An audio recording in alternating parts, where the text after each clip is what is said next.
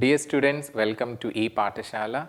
I am Dr. Sunil Kumar Onteru. I am a senior scientist at National Dairy Research Institute, Karnal, and I am very happy to discuss with you about the chromatography basics as a part of your paper, that is biochemistry, in this UGC module. In this lecture, we will discuss about what is chromatography and what are the principles of chromatography, what are the modes of chromatography, and what are the performance parameters of the chromatography, and also that what is good chromatography and what kind of parameters it should have. Let us start with our lecture.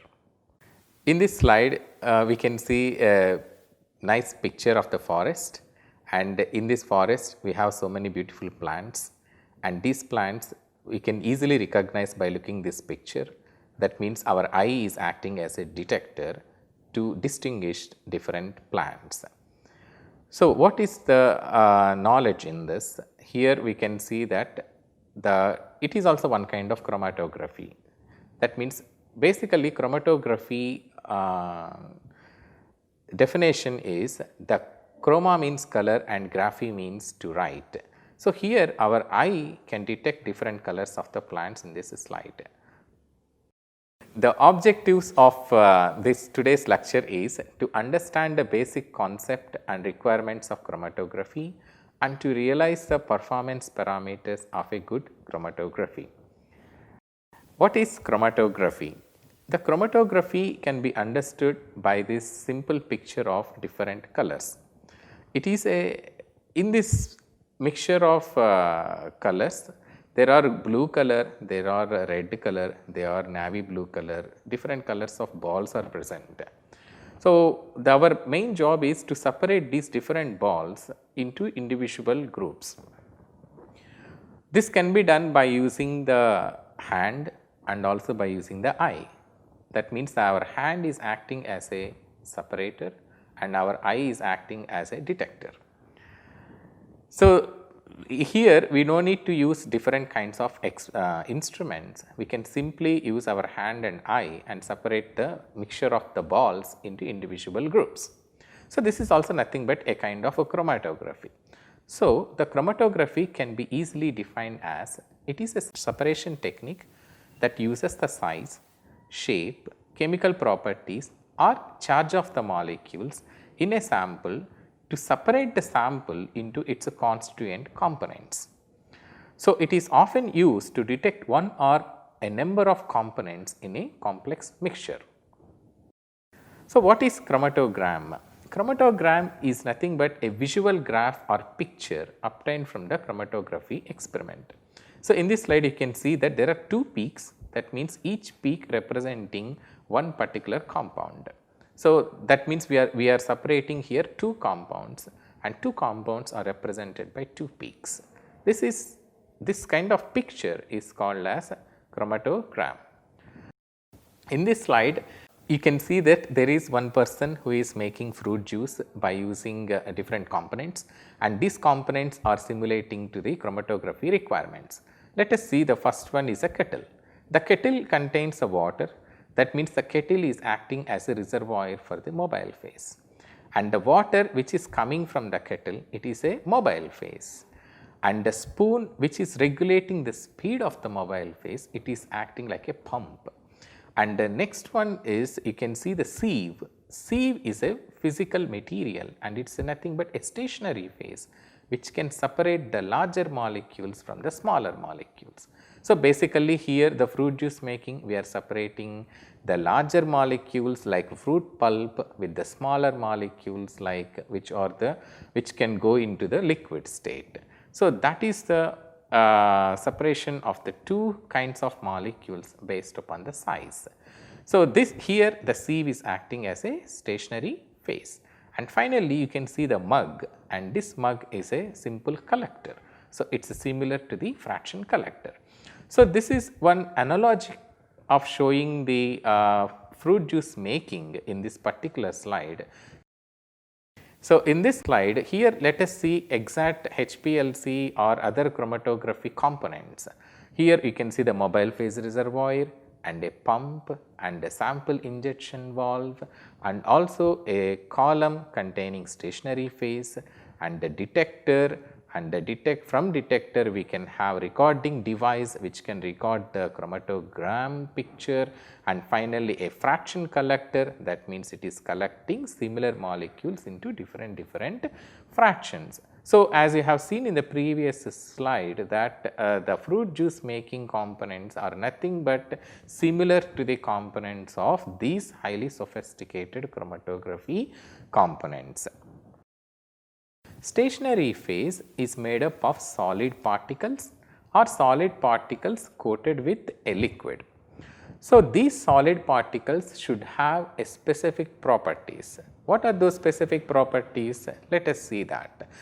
Here these are the specific properties for the solid particles that are used in stationary phase. They should have good flow characteristics, and also that they should possess sufficient mechanical strength, and these stationary phase particles should be chemically inert, so that they should not have reactions with the biomolecules that have to be separated. Basically, they should not change the biomolecular properties by interacting with the biomolecules in the sample, and also they should have some chemical groups sometimes, and these chemical groups are covalently attached to the solid particles. One such example is the bonded phase chromatography. In that, the stationary phase is made up of either cellulose or agarose, on which some of the chemical groups are attached on this particular solid particles. So, these are the basic properties of the stationary phase. So, the solid particles, they are coated with the liquid, in that whatever the liquid present on the solid molecule or solid particles, that liquid is acting as a stationary phase. This is the best example for this is liquid chromatography. In that case, the liquid is attached on the solid particles by non-covalent attractions. And example for this is the silica coated with the non-polar hydrocarbons. So, in this case the mobile phase is the non-polar hydrocarbon and the solid particle is the silica. So, these are all the properties of the stationary phase. So, mobile phase in the chromatography could generally be either liquid mobile phase or the gaseous mobile phase. Some kinds of liquid mobile phase we can use either aqueous mobile phase or we can use the organic mobile phase. Generally, whenever we want to retain the native structure of the biomolecules, we have to use the aqueous buffers. Why? The aqueous buffers, they maintain the native structure of biomolecules, because biomolecules they are evolved in the aqueous environment. Because they are evolved in the aqueous environment, when we use the aqueous buffers, we can maintain the structure of the biomolecules in their native form. But sometimes we do not need the structure. In that case, we can use organic solvents. In that organic solvents, what happens is, these organic solvents, they denature the structures of the biomolecules. That means, the biomolecules are losing its native structure. So, in that condition we can use organic solvents as a mobile phase. But sometimes we need to separate molecules, those are the volatile compounds. In such situations we use the inert gases as a mobile phase. For example, gas liquid chromatography. In that case we will use the gas as a mobile phase and liquid is a stationary phase. The molecules are separated between the gas and the liquid on particular column. So, this is the example for the separation of the molecules by using gases as the mobile phase. But one precaution what we need to take here is, the gas should be the inert gas, it should not react with the molecules. What is the basic property of the chromatography or basic principle of the chromatography on which entire chromatography works? The basic principle of all the chromatographies is partition coefficient. What does it mean? Partition coefficient means the solute concentration in one phase to the solute concentration in another phase. in most of the textbooks they write like this, like solute concentration in phase A to the solute concentration in phase B. But in precisely the partition coefficient is the solute concentration in mobile phase divided by solute concentration in stationary phase. This is the practically works in case of the column chromatography, and this is denoted by a symbol called as K suffix D, that is the partition coefficient. The partition coefficient depends on two things. Primarily, it depends on the physico-chemical interactions among sample, mobile phase and stationary phase. That means partition coefficient is dependent upon the interactions of these three components, which is the sample, which is the mobile phase and which is a stationary phase. And the second factor is experimental conditions, in which conditions these physico-chemical interactions will be changed or will be maintained or will be modulated, such as temperature and solvent polarity. So, all these two conditions the partition coefficient is depending upon. Then why we have to learn this partition coefficient or physico-chemical interactions and all? Because efficient separation of biomolecules depends on the exploitation of tiny differences in their partition coefficients. What does it mean? Suppose a mixture contains 4 kinds of compounds A, B, C and D, and these 4 types of compounds, they are slightly different among each other based in their physico-chemical interactions with the mobile phase and stationary phase. When they are different in their physico-chemical interactions with mobile phase and stationary phase, their partition coefficients are also different among them. Based on that, we can separate A compound, B compound, C compound and D compound from a mixture of ABCD compounds. When we are talking about the definition of the chromatography, we discussed about the chromatography, that means the separation of the molecules based upon the size, based upon the shape, based upon the charge and all the other factors. So, let us see, there are different names for these separation of the molecules based on these modes of separation.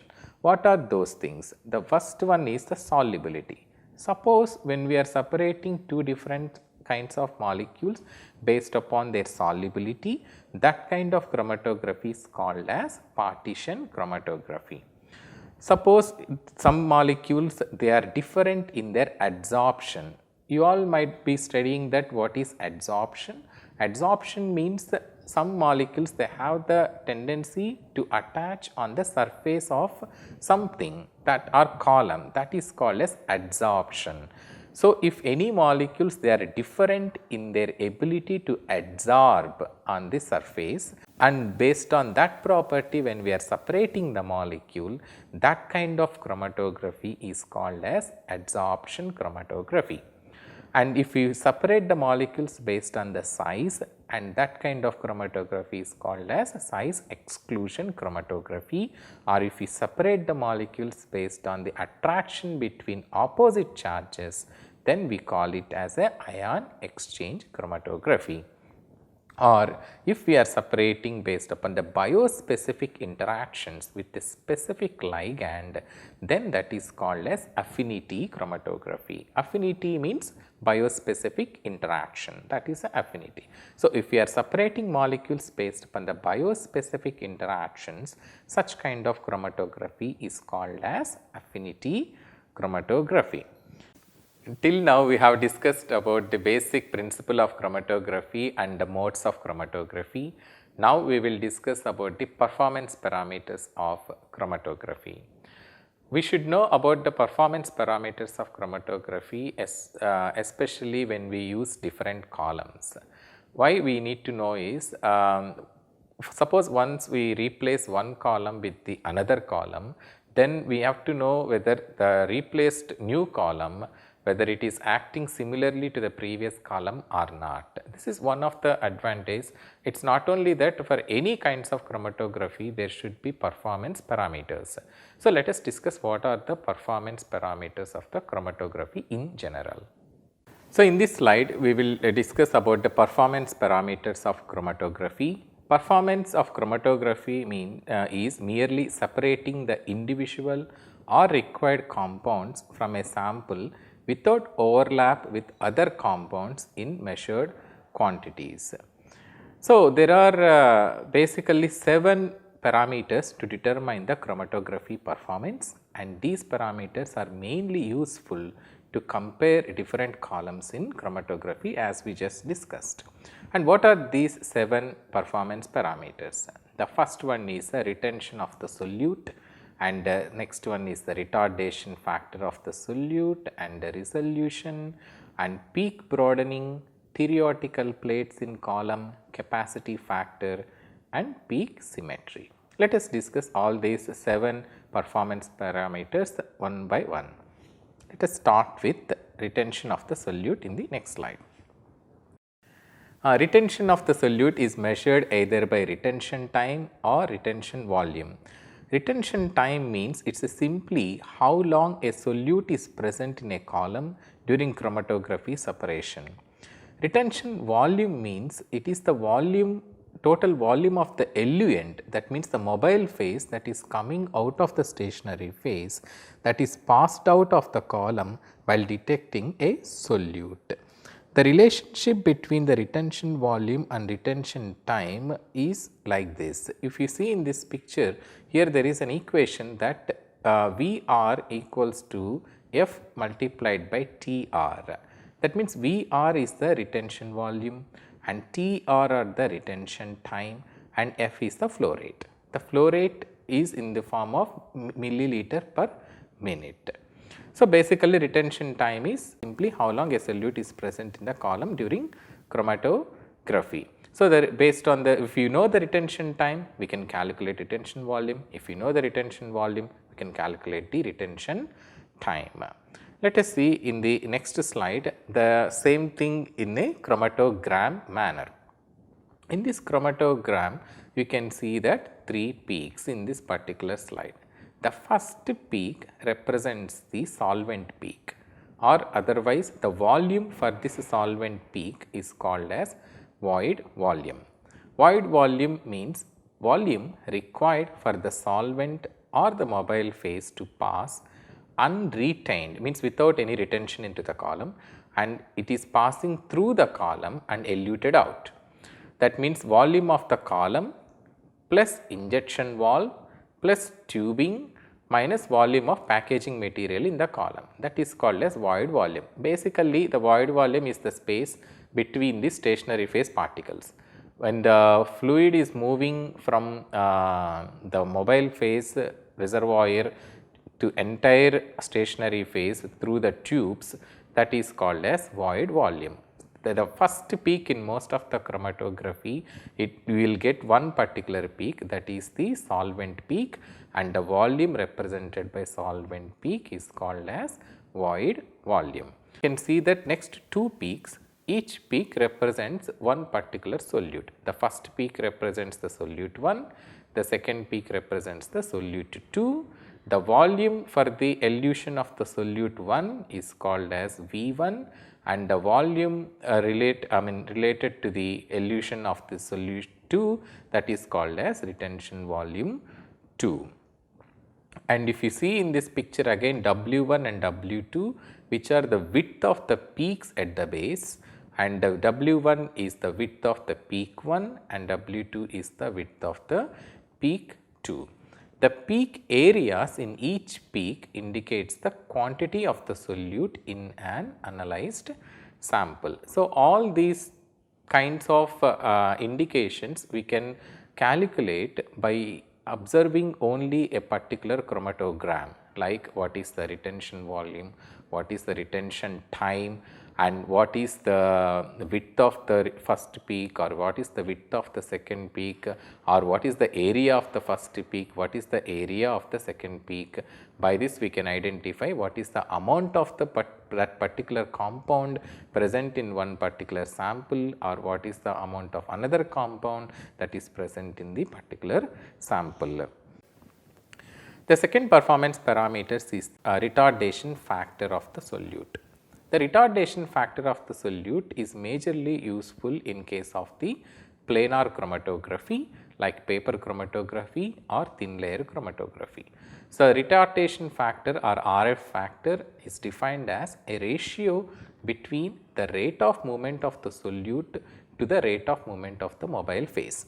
If you observe any paper chromatography, what happens is the mobile phase will move to the top, that is the paper mobile phase front, that is called as retardation front, and the molecule we are identifying somewhere at the in between.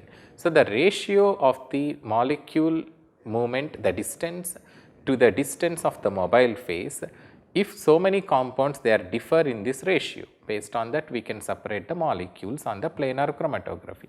This is called as retardation factor of the solute. As we have seen in the retention volume and also retention time, in this from the same picture we can calculate the resolution. Resolution means how two peaks are resolved in a chromatogram, that is called as resolution. How we can separate the two peaks or how easily we can distinguish two different peaks in a chromatogram, that is called as resolution. Resolution is measured by simply this particular following formula. That means here the difference of the retention volumes divided by average width of those two different peaks. In this case, R is the resolution, R equals to V2 minus V1. V2 is the retention volume of the solute 2 to the V1 is the retention volume of the solute 1 divided by W1 plus W2 by 2. So, those are the widths of the peak 1 and width of the peak 2 divided by 2. So, that gives the resolution. So, where it is useful? The resolution is useful to compare how effective a given column is in separating a mixture. That means narrow width and well separated means narrow width means the denominator should be low value, so that the numerator will be high value, the ratio will be high, then the resolution will be high. So, basically for that the narrow width, that means a small w, and well separated, that means large V2 minus V1 peaks indicate the best chromatography. That means the best chromatography should contain better resolution that can distinguish two peaks very clearly. That is the resolution is one of the performance parameters in the case of chromatography. Peak broadening is a very important performance parameters in chromatography. So, before going to the peak broadening, we will see that how elution happens and what is peak broadening means. Peak broadening means elution of the sample in a much larger volume than that in which it was applied. So, this is called as peak broadening. That means, once we applied a particular component, that component is eluted continuously into the outside of the column. That means that is actually the false positive, that is called as peak broadening. Why it is happening this peak broadening? That is, there is another phenomena in the column that is causing the peak broadening. That phenomena is called as band broadening. So, what is this band broadening? We will discuss in the coming slides, and this by this peak broadening, the name itself says that peak is broadened. When the peak is broadened, for example, two peaks are broadened, then the resolution is decreased. So, we cannot distinguish two peaks clearly. So, because of that we will get the false positive, we will get the wrong results in the chromatography. We have to get clear resolution. So, that is not possible by the peak broadening. That peak broadening is because of the band broadening. Band broadening happens in case of the column itself. There are some problems in the column, because of that the sample is not resolved properly. That is why the sample is coming the sample component is coming continuously into the elution that results into the peak broadening. So, the band broadening could be due to several factors. Here let us see there are majorly two major factors. One is called as diffusion of the sample due to Eddy's diffusion, and second one is the mass transfer phenomena. Because of these two problems, there will be band broadening in the column. Because of the band broadening, the elution will be continuous for a particular sample component that results into peak broadening. So, what are those things? In the case of mass transfer phenomena, again there are three different kinds of mass transfers. Those are the mobile phase mass transfer, stagnant phase mass transfer and stationary phase mass transfer. Let us discuss these things one by one into coming slides. In this slide, we will discuss about the eddies diffusion and mobile phase mass transfer. Specifically, eddies diffusion is mainly because of the variation in the size of stationary phase particles. When the stationary phase particles are not uniform in their size, there are narrow and broad channels for the movement of the mobile phase and the sample molecules. So, such situation results into whirlpools or eddies of mobile phase in narrow channels and a fast flow of mobile phase in the wide channels. So, that fast flow of mobile phase in the wide channels is called as mobile phase mass transfer. So, because of that, what happens is initially a particular sample component will come out of the column because of the wide broad channels mobile phase mass transfer. Then later on, because of the eddies diffusion, the small amount of the same molecules will show up in the next elutions. That results in the peak broadening, and thereby the same molecule we can see the wrong area of the peak, that results into the false positive of that amount of that particular molecule. So, this is one of the problem of the stationary phase, variation in the size of the stationary phase particles. In addition to the size of the stationary phase particles, the orientation of the stationary phase particles is also important. If the orientation is not uniform, what happens is the mobile phase will be stagnant at some places of the column, but it is not stagnant in other places of the column. So, wherever the mobile phase is stagnant, that results again into the peak broadening.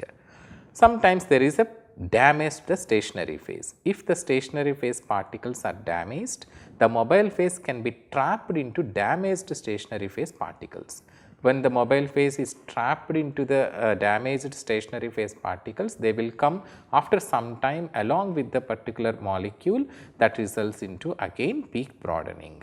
So, this is phenomena is called as stationary phase mass transfer. Theoretical plates, they are very important in the chromatography. So, theoretical plates means they are simply the number of equilibrations that a compound makes with the stationary phase. What do you mean by equilibrations? Equilibration means the physico-chemical interactions are optimum among the solute, mobile phase and the stationary phase. This is called as equilibration. So, the theoretical plates are simply the number of equilibration that a compound makes with the stationary phase and mobile phase, and chromatography columns are generally considered to have a number of adjacent plates or the zones. That means a number of equilibrations happen in the column. So, in these theoretical plates, there is enough space for a compound to achieve complete equilibrium between the mobile and stationary phase. So, each zone of this is called a theoretical plate, and the length of the column is the addition of the theoretical plate heights. For example, if you take 10 centimeters column, in that column if there are say 5 theoretical plates, that means each theoretical plate is 2 centimeters. So, that means 5 into 2 total 10 centimeters. So, that is the theoretical column. So, equilibration of the compound happens in the 2 centimeters column every time. So, like this, how many theoretical plates are there? That many number of equilibrations happens. If there are many equilibrations, there will be the separation very nicely. There will be high resolution between different molecules. So, this is that is why theoretical plates is very important parameters in case of chromatography. chromatography. So, the equilibration of the compound or analyte depends on its physicochemical interactions among itself, mobile phase and stationary phase. Let us see this theoretical plates in practically into the next slide in as a one example. Here, just now we discussed that theoretical plates means a zone of the column where we can see the equilibrations between among the solute and stationary phase and the mobile phase. That means it is indirectly related to its partition coefficient. So, if the partition coefficients are different, the separation of the molecules will be different. So, in this picture here you can see that the equilibration or distribution of the compound between mobile and stationary phase is determined by its partition coefficient, which is based upon the physicochemical interactions with these processes. For example, the distribution of the two compounds having partition coefficient of 1 and 0.1 is shown in this slide. Typically, if you see that the compound with a Kd value of 1 showed a bell shaped curve in the chromatogram, which is at the right side of this in this column, whereas the compound with Kd value of 0.1 could not come out of the column after theoretical plate 6. What does it mean?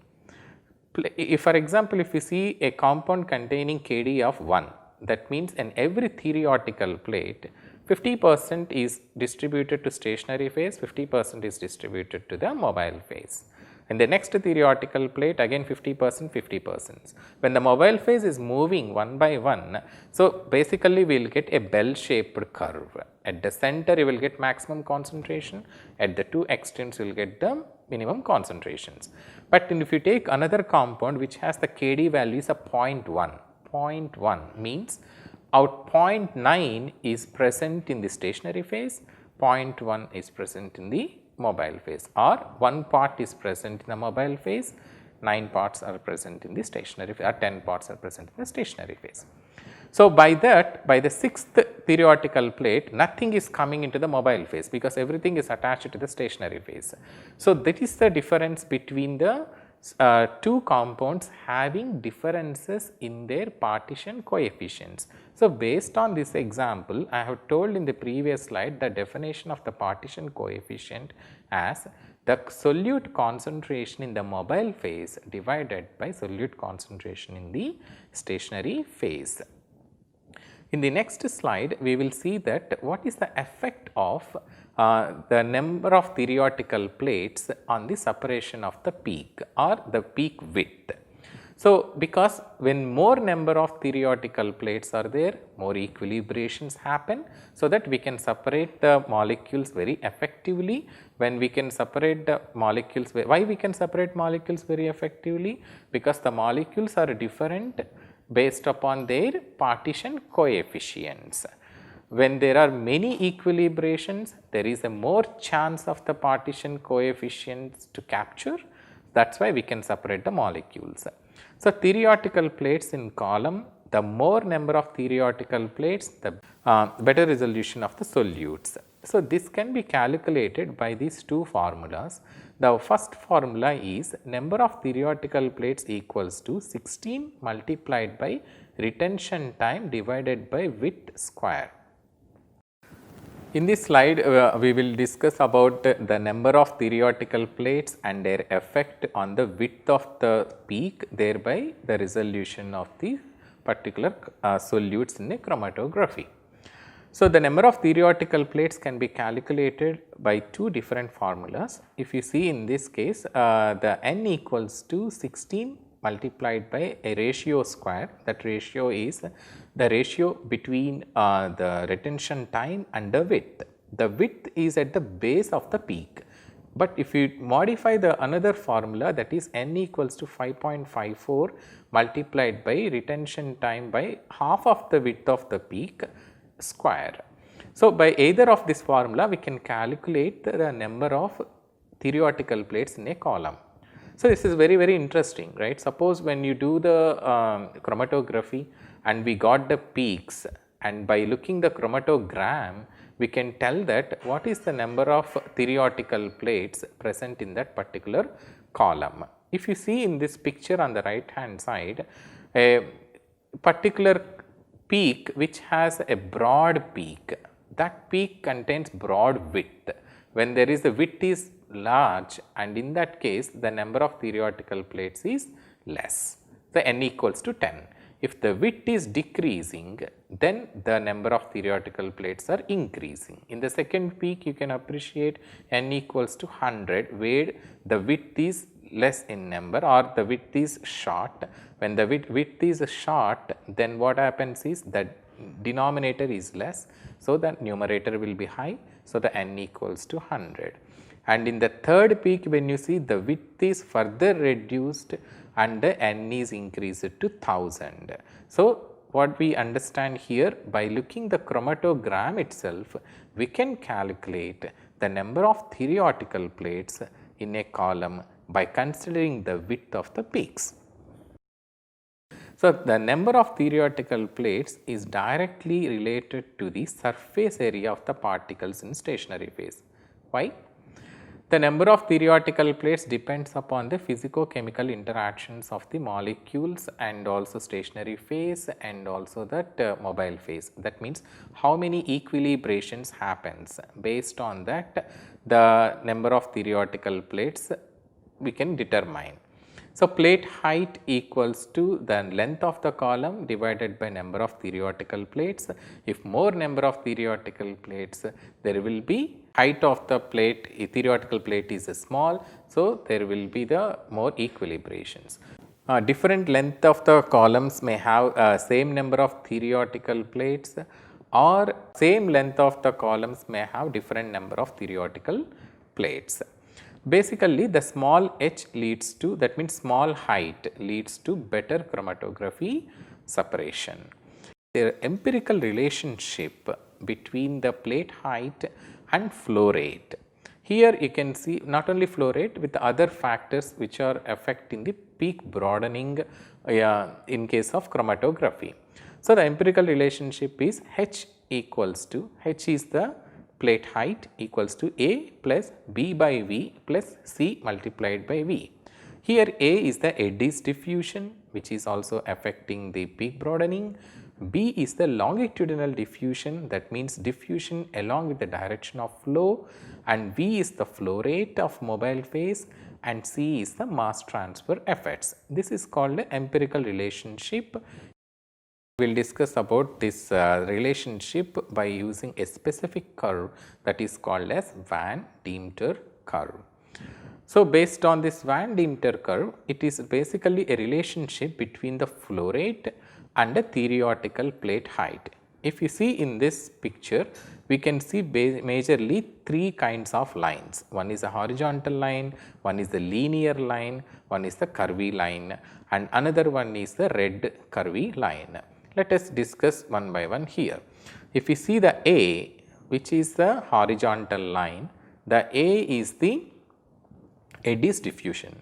So, eddy's diffusion, consider that their stationary phase is good, because the stationary phase particles are uniform. If you consider that assumption, the eddy's diffusion is almost equal. And then the other two factors is B by V and C multiplied by V. So, decreasing in CV, that means decreasing of the mass transfer effects, what happens is decreasing in CV gives to the smaller h, means smaller h means length of the theoretical plate is little or small, by which the number of theoretical plates are more. So, the separation will be high, that is the separation will be efficient or high resolution. So, decrease in CV gives smaller h, which results in more n and better chromatography. Similarly, extreme slow rates increase the h due to increase B by V. B by V is the longitudinal flow. So, when there is a longitudinal flow, there will be increase in h and there is a decrease in n, because whenever the height, theoretical plate height is increased, then obviously in a given length of the column, the number of theoretical plates will be decreased, because when the number of theoretical plates will be decreased, then the separation will not be effective. So, there will be poor chromatography. So, extreme slow rates increases h So, length of theoretical plate is increasing because of the decreasing of B by V, thereby decreasing the number of theoretical plates. So, there will be poor chromatography. So, what we need? We need a balance between the CV and BV. So, the balance between the CV and BV indicates the optimum flow rate. How can we identify this? Where these two lines meet together, that is an optimum flow rate. That can be observed here in the red line. Here in this red line, we can see wherever there is a U kind of shape, that lower U, that is called as optimum flow rate. So, low flow rate results long analysis times. So, then high flow rate than optimum leads to shorter analysis time, but with inefficient separation. That is why we need to use optimum flow rate where both BV and CV meet at particular point. So, Van Demeter curve or the empirical relationship between the flow rate and the theoretical plate height will give the knowledge to us about the optimum flow rate. So, based on this optimum flow rate, we need to use that particular flow rate in a particular chromatography for getting efficient separation of the molecules. So, in this slide we will discuss about the sixth performance parameters in chromatography, that is the capacity factor and separation factor. So, there is a relationship between the void volume and the retention volume of each compound. The retention volume of compound 1 equals to the void volume multiplied by 1 plus K1, and second compound, that is the retention volume of the second compound is V2 equals to the void volume multiplied by 1 plus K2. Here the K1 and K2 are considered as a capacity factors. The ratio of the K1 and K2 are considered as a separation factor. So, why we need to do this? Because a good chromatography should have high separation factor. That means they should have high resolution.